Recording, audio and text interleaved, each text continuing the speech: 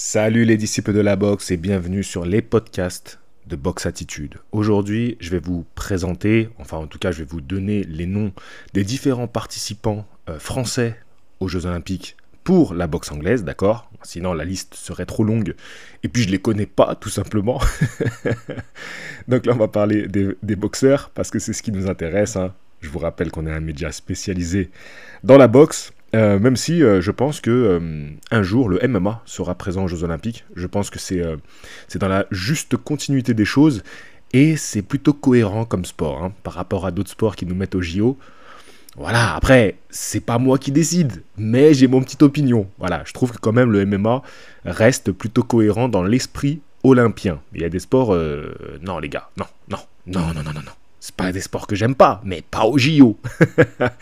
Donc je vais vous dire un petit mot sur les JO, ce que ça représente pour moi avant de commencer ce podcast. Enfin, ça fait partie du podcast en fait tout simplement parce que j'ai envie de m'exprimer là-dessus. C'est pour moi important. Depuis tout jeune, je suis très attaché aux Jeux Olympiques. Pas pour la boxe dans un premier temps, mais d'abord vraiment pour les sports de base, les classiques, même si la boxe en fait partie bien entendu, mais déjà les sports du stade. Les sports du stade, ceux que tu vois quand tu es dans le stade et que tu vois la piste, que tu vois le saut en longueur, que tu vois le saut en hauteur, les sauts de haie. Voilà, tous ces sports de stade que je trouve absolument merveilleux et j'ai été très admiratif jeune, parce que jeune, tu vois les athlètes comme des super-héros. Après, en vieillissant, tu as du respect pour eux, pour leur parcours, tout ça, mais petit, t'as ce truc de l'athlète, c'est comme un héros, quoi. Et donc, pour moi, c'est un peu ça l'esprit des Jeux antiques. C'est que quand le sportif rentre dans l'arène, bah, il est un peu comme tu vois, un peu ces demi-dieux grecs, tu vois, dans la mythologie. C'est un peu cette aura-là, je trouve, ce charisme-là des athlètes. Et j'essaye de garder ce regard d'enfant quand les JO arrivent. Et même si je dois reconnaître que, je ne sais pas pourquoi, ces JO à Paris, dites-moi si vous avez cette impression-là aussi, peut-être parce qu'on l'a vu de l'intérieur en France, alors qu'à chaque fois c'est d'un regard extérieur quand ils sont dans les pays étrangers, bah, j'ai l'impression d'entendre que du négatif. J'avais l'impression que chaque fois que je voyais popper une vidéo sur YouTube, parce que c'est là que je regarde beaucoup d'informations, ou un article, c'était tout le temps pour en dire du mal des Jeux Olympiques. Voilà, parce que c'est politisé, parce que blablabla, parce que la France va mal, parce qu'on se sent pas bien en tant que Français. Voilà, c'est des choses qui sont réelles. Et en fait, je me rends compte que les enfoirés m'ont enlevé mon plaisir. Non mais c'est vrai, désolé d'être un peu vulgaire, vous me connaissez, je suis pas vulgaire comme ça, mais les enfoirés, ils m'ont gâché mon plaisir. J'arrivais pas à me mettre dedans, jusqu'au dernier moment. Même hier, j'ai pas regardé la cérémonie, je savais que c'était là.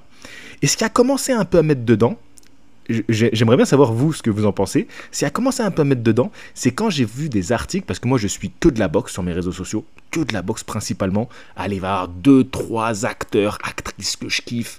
Voilà, mais principalement c'est de la boxe. Et quand j'ai vu des articles commencer à dire Gervonta Davis a eu une dérogation pour venir en France, supporter les athlètes. Oleksandr Usyk sera présent pour supporter les athlètes ukrainiens. Donc Gervonta Davis pour les Américains. Gennady Golovkin, qui fait partie du staff des Kazakhs, tu vois. Et quand je vois ça, ça commence à m'émoustiller. Je me dis, tous ces noms-là, tous ces noms qui seront présents, et ceux qui soutiennent sur les réseaux, tu vois, qui font un petit mot pour leur pays, parce que c'est là, ça réveille la fibre patriotique. Moi, je suis là, je suis le bon franchouillard. Je dis, allez les bleus. Ça y est, je suis en mode patriote. Tu vois ce que je veux dire? Ça y est, ça me met dedans, tu vois. J'ai ma baguette, j'ai mon béret, j'ai mon petit drapeau français. Je suis, allez les gars, on y va, c'est pour nous. On va tous les fumer, c'est à la maison. Et donc de voir tous ces athlètes, cet engouement, ça a commencé à mettre un peu dedans. Et ça m'a rappelé là la cérémonie d'ouverture. J'ai regardé des résumés, hein, je vous dis la vérité. J'avais pas envie de me poser et tout. En plus là j'ai eu beaucoup de déplacements, j'étais dans un état pas possible. Et ce matin, je me mets les petits résumés. Et je vous avoue, j'avais les petits frissons. Les athlètes dans les bateaux, j'ai trouvé ça joli, ça faisait très parisien, tu vois. Je suis pas très parisien, moi. Moi, je suis lyonnais, maintenant je suis à Marseille, je suis pas très parisien. Mais j'aimais bien ce côté parisien, là, avec les petits bateaux, tu vois, ils sont sur les bateaux, un peu en mode supporter. J'ai bien aimé. Je sais pas si ça a déjà été fait, ça, sur les délégations qui sont sur des bateaux, tu vois, les équipes sur des bateaux. Ensuite, le côté un petit peu farfelu de la France, c'est-à-dire avec le côté mode, strass et paillettes, le côté artistique où ça va un peu dans tous les sens. Tu peux avoir du Céline Dion qui reprend Edith Piaf, comme tu vas avoir du Aya Nakamura qui fait un mix où dedans il y a des paroles de Charles Aznavour. En fait, ça pour moi c'est bien représentatif de la France. Tu vois, avec ça part un peu dans tous les sens, ça tente des choses artistiquement. Tu vois, des libertés artistiques. Ça, c'est ça que j'apprécie. Et franchement, j'ai bien aimé. J'ai bien aimé le visuel. Voilà, ce que ça envoyait comme image. Pour moi, je me sentais représenté dans tout ça. Voilà, je me sentais... Il y avait un peu de tout. C'était tout mélangé, tout mixé. J'ai kiffé. J'ai kiffé, les gars. Je vous dis la vérité. Ça m'a mis dedans. Voilà, ça m'a mis dedans. Ça y est, je suis chaud. Je suis chaud patate pour les JO. Donc là, j'ai hâte. Et donc, aujourd'hui, je vais vous présenter un petit peu les Français. Alors déjà, pour commencer, je sais qu'il y a pas mal de gens qui m'ont envoyé des messages en me disant, voilà, les chances de médailles, etc. Je vous avoue que j'ai pas suivi les Olympiens sur ces dernières années. En fait, après Rio 2016, le fait que, parce qu'il faut que je sois transparent avec vous, que la France n'ait pas réinvesti dans la prochaine génération et qu'à Tokyo 2020, qui était en 2021, on soit lamentablement étalé comme ça, en fait, j'ai eu un dégoût de la boxe olympique. Alors que c'est très bien la boxe olympique, hein, mais j'ai eu un dégoût de ce qu'avait fait la France, franchement. Et là, je me remets un peu dedans, mais donc comme je n'ai pas suivi les athlètes olympiens, en fait, je vais vous recommander une vidéo, je vous mettrai en lien, hein, qui présente 15 boxeurs, tu vois, qui sont vraiment talentueux, du monde entier, hein, 15 boxeurs du monde entier. Et donc, dans cette liste de 15 boxeurs, il y a un Français. Donc, je vous le donnerai quand je vous présenterai les Français. Donc, allez voir ça. Bon, clairement, hein, c'est toujours les mêmes patries qui en ressortent, les Cubains, les Américains, l'Est, tu vois, l'Europe de l'Est, c'est-à-dire Ukrainiens, Ouzbeks, Kazakhs, voilà. On va retrouver ces pays-là, le bloc de l'Est qui a une qualité d'école de boxe olympienne exceptionnelle, voilà, c'est vraiment là-bas que tout se passe. Ils ont mis un Japonais, je trouve que... Bon, après, voilà, je pense que ce média, c'est un média américain, donc c'est pour eux, l'Asie, ça existe quasiment pas, hein. Mais je pense qu'on aura des médailles japonaises, chinoises, je sais pas combien de boxeurs ils ont envoyé, mais en général... Ils viennent tirer quelques médailles quand même. Bon, à voir. Mais donc, en général, c'est des nations comme ça. J'espère que voilà, les Africains réussiront à faire quelques médailles aussi. J'espère que les Français, on va faire des médailles. Bien entendu, d'abord les Français. Hein, si on peut récupérer le maximum de médailles, c'est-à-dire 8, parce qu'on est 8. Après, on vous laisse le reste. Voilà. Mais voilà, j'aimerais bien qu'il y ait des petits pays comme ça, des pays comme ça qui se démarquent. Et donc, je leur souhaite, je leur envoie beaucoup de force, bien sûr, à tous nos cousins francophones. Voilà, tous les pays francophones, je suis avec vous, les gars. Je suis avec vous fort. Les francophones, on se serre les coudes. Donc maintenant, je vais passer. Donc je vous mettrai le lien de la vidéo avec les 15 boxeurs à suivre. Et maintenant, nous, on va suivre en particulier nos 8 boxeurs français. Commençons par les femmes. Moins de 50 kilos, Wassila Kadiri, qui est engagée, enfin, qui représente le club BAM l'Héritage. Voilà, très gros club en Ile-de-France, très gros club, vraiment, c'est impressionnant ce qu'ils ont réussi à créer là-bas au BAM l'Héritage. Ensuite, on a en moins de 57 kilos Amina Zidani, Don't Panic Team, donc qui vient de la Normandie. Don't Panic Team, oui, bien sûr, avec de Medine, la famille de Medine, le rappeur, qui est une famille de boxeurs. Ça serait super intéressant un jour d'aller faire un reportage sur eux, Box Attitude, tu vois, franchement, c'est vraiment top. Pourquoi pas. Moins de 100 kilos, Estelle Mosselli, vous connaissez bien, hein, donc voilà, qui avait déjà été médaillée d'or à Rio 2016, donc qui représente Lyon, Boxing Lyon United. Moins de 75 kilos, Davina Michel, qui représente BC Garges Légonaise, donc en Ile-de-France. Donc voilà, ça représente un peu la France, il n'y a pas de filles du Sud, on va voir si chez les hommes, qui représente la France. En moins de 51 kilos, Bilal Benama, qui représente Blagnac en Occitanie. Encore en Occitanie, on a en moins de 63,5 kg Sofiane Oumia, donc du Boxoum de Toulouse. Et ils n'ont pas mis Toulouse, c'est marrant.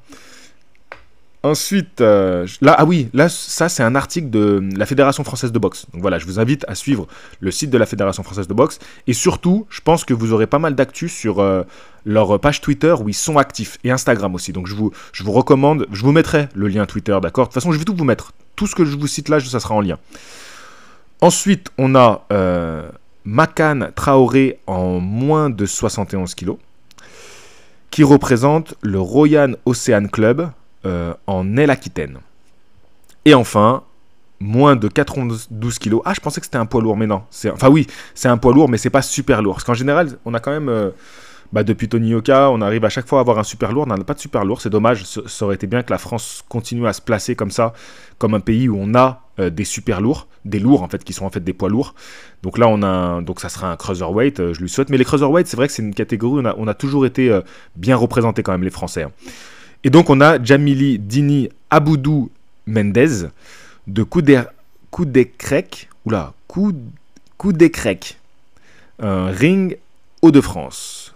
Donc, ben écoute, force à vous tous les gars, force à vous tous.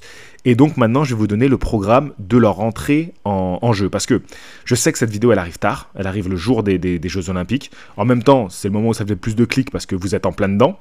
Mais j'aurais bien aimé la faire avant. Malheureusement, vous avez vu, j'ai pas chômé. Hein. C'est pas comme si je vous avais abandonné pendant des jours et des jours à rien faire. J'ai pas lâché. Mais donc voilà, je pouvais pas faire avant. Donc ça commence aujourd'hui. Voilà, le 27 juillet, ça commence aujourd'hui. Et donc, notre première combattante qui rentre en lice, c'est Estelle Mosseli. Donc notre médaillée d'or à Rio 2016, qui rentre tout de suite en compétition contre une américaine. Et ça sera ce soir à 21h20. Donc ce qui est bien, c'est que vous regardez Estelle. Et vous enchaînez sur la soirée Joyce contre Chisora. Voilà, comme ça c'est parfait, ça nous fait une soirée boxe. Et cette nuit, il y a Claressa Shield qui combat aussi. Voilà, donc on a une belle nuit de boxe. Après, je sais que cette nuit, je crois qu'il y a de l'UFC à Manchester qu'ils ont fait en pleine nuit. N'importe quoi, c'est n'importe quoi. Bref, c'est pas le sujet, mais c'est n'importe quoi. Ensuite, donc, demain, dimanche 28 juillet, nous avons, en moins de 71 kilos, Makan Traoré, okay, qui affronte un Irlandais. Ça sera à 11h30. J'espère que vous avez votre agenda là. Vous avez votre stylo, votre papier là. Vous êtes en train d'écrire. Hein. Attention. Il y aura un contrôle la semaine prochaine. En parlant de semaine prochaine, le lundi 29 juillet, qui c'est qui attaque? On a Sofiane Oumia, donc en moins de 63,5 kg, qui affronte, alors on ne s'est pas encore désigné. Ah oui, d'accord, Sofiane Oumia, parce que je crois comme il est champion du monde, il démarre un peu plus haut. Voilà, je pense qu'ils ont gagné le droit de commencer un peu plus haut dans la compétition. Alors que tu vois, Estelle Mosseli, elle commence bas dans la compétition. Alors que Makan Traoré, il commence lui aussi un peu plus haut. Et Sofiane Oumia, pareil. Alors, Sofiane Oumia, on ne sait pas encore son adversaire. Ce sera soit un Jordanien, soit un Irlandais. Ce sera à 16h, donc lundi 16h. Ensuite, à 17h20, on a notre lourd. Donc, en réalité, lourd léger. Hein, chez les professionnels, c'est lourd léger. Aboudou Mendez qui va affronter un Algérien. Donc force au DZ, mais là, il faut qu'on vous tape les DZ. Désolé, cette médaille-là, on vous la laissera pas. Donc 17h22, il fait son combat. Mardi 30 juillet, on a Bilal Benama, en moins de 51 kg, qui va affronter donc soit un Américain, soit un, je sais pas, EOR, désolé, la géographie, c'est pas un point fort de fou. Donc ce sera à 11h. Mercredi 31 juillet, on a Davina Michel qui débute la compétition contre une Thaïlandaise. Ça sera à 17h20. Le 1er août, on aura, donc c'est jeudi, on aura Wassila El Kadiri qui affronte une Irlandaise. Ça sera à 20h. Et enfin, vendredi 2 août, Amina Zidani qui affronte soit une Indienne, soit une Philippine. À 20h. Donc là, vous avez toute la semaine prochaine. La compétition va durer encore une dizaine de jours, hein, à peu près. Mais il faut qu'il gagne ce match. Tu vois, ce combat-là, il faut qu'il le gagne. Parce que, à chaque fois, tu es soit éliminé, soit tu passes le tour suivant. Donc vous avez le programme. Donc voilà, de ce soir jusqu'à vendredi prochain. Après, on verra bien. Je pense que sur le site de la Fédération Française de Boxe, on continuera à voir les tableaux. Ça serait, il faut qu'ils fassent le taf. Hein. Mais là, pour le moment, ils ont bien fait le taf. Avec les Olympiens, ils font le taf. Parce qu'ils mettent l'argent dessus. Donc, ils font le taf en termes de com. Ça, en général, il n'y a pas grand-chose à leur reprocher. Donc, je vous invite voilà, à suivre vraiment, je pense, le Twitter de la Fédération Française de Boxe et la Fédération Française de Boxe. Parce qu'à mon avis, on aura les résultats et les infos là-bas. Faites le taf, la Fédé. Attention, on vous a à l'œil. Et puis, on a hâte. Hein. Franchement, moi, j'ai hâte. Je vais pas me prononcer sur oui, qui a une chance de médaille, blablabla. Le seul qui était dans la vidéo, c'est Sofiane Oumia. Mais en même temps, c'est le Français au palmarès le plus conséquent. Tu vois, donc c'est normal.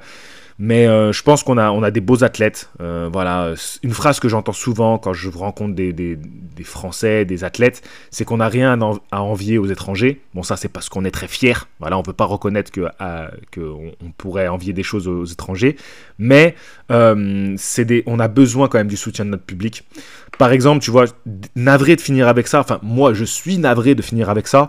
Mais quand j'ai regardé un peu, notamment sur Twitter, les photos de l'équipe de France de boxe, hein, j'ai vu des commentaires honteux. J'ai vu des commentaires honteux, hein, des remarques sur les origines, sur la couleur de peau.